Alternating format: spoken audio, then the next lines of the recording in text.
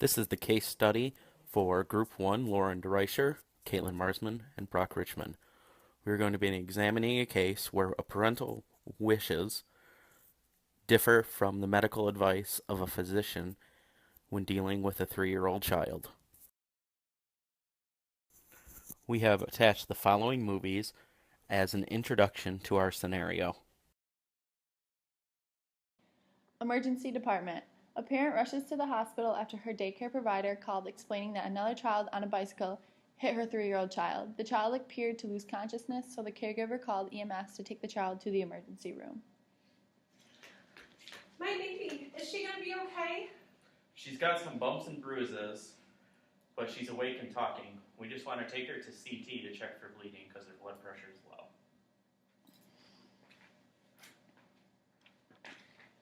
Is that it? Yeah.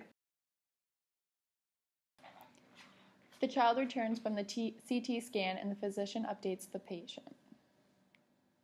We didn't see any brain injuries on the CT scan, but her abdominal scan showed a liver laceration. The OR team's on their way down to get her now. We just need your consent for the surgery and the possible transfusion of blood products. I'll sign consent for the surgery, but we're Jehovah's Witness and don't believe in blood transfusions. If the bleeding's too bad and we don't give the blood transfusion, there's a good chance that even if the surgery works, your daughter could still die. Well, I know you'll do your best.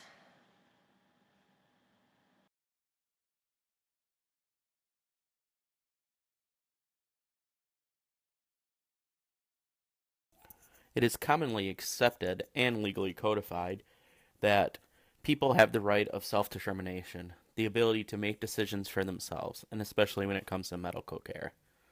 In the event that a person cannot make a medical decision because of a compromised mental status, then it often falls to the physician to decide whether the care is emergently needed or if there's a guardian that can be found.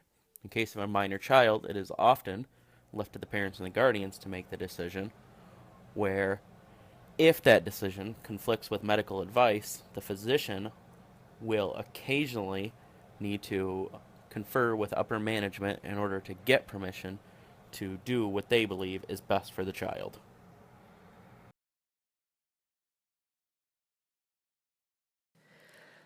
Law and policy has developed over the years to provide protection to those whose religious beliefs may cause conflict with routine medical treatment. In our case study, we see the parent refused to sign consent for a blood transfusion to be performed because their faith as Jehovah's Witness is against it. In a case where the patient is an adult, they would be informed of the risks and then asked to sign a legal document stating they understand the risks of refusing recommended treatment and are choosing to refuse it anyway. However, cases involving children create more conflict. We recognize a parent's autonomy over their child because we acknowledge the child is not mature enough to make their own informed medical decisions. When religious beliefs come into play, many would argue that the parent's beliefs should not define their child's treatment because the child does not have the maturity to decide if they agree with the religion and the constraints it may or may not place on the course of their treatment. This point is most heavily argued in cases such as ours where denying the recommended treatment could result in severe harm or death. It is important for hospitals and medical facilities to have a protocol in place for when these issues arise and to also consider any other possible courses of treatment. However, in cases where the conflicted treatment is necessary, hard decisions need to be made.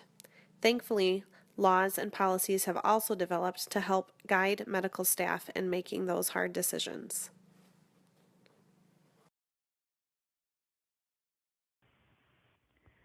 So, what are the legal issues here in this case? For the parents have an instinctual interest in the care management of his or her child. They seek the best care possible for their child, which is why they would bring them into the hospital. But on the other side, for medical care teams in the hospital, the state itself has an interest in the welfare of the child and the care he or she receives. They have all these medical advancements and they're interested in using them to help and heal the child or any child that would walk through the door. However, when the parental wishes and the state's wishes conflict, temporary guardianship may be granted to the state to save the life of the child at hand.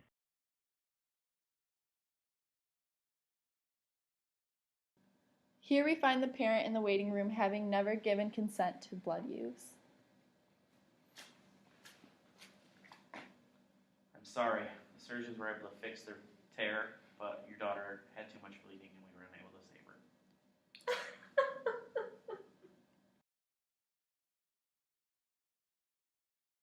What happens if the parent refused blood transfusion, but the hospital gave the blood products anyway? Good news. Obviously, your daughter's feeling better. The surgeons were able to fix the liver laceration, get her back to you in one piece. I'm so glad. I was worried she'd lost too much blood. In the OR, she did lose a lot of blood, and we were forced to give an emergency blood transfusion. I said it was against her religion. I understand, but the hospital and the state feel it's in the child's best interest to treat when necessary. In the case of a 3-year-old child who is a victim of trauma, it is the decision of the parent whether to allow for surgery or not. In this case, the parent gives permission for the surgery but does not wish for a blood transfusion. The surgical physician then decides that the child's best interest would be giving the blood transfusion. The biggest question we have is, should the state's interest override those of the parent? In this case, and many cases like it, the state's vested interest in the well-being of the child will override the parental wishes. This needs to be codified better into law so that we have fewer court cases regarding it.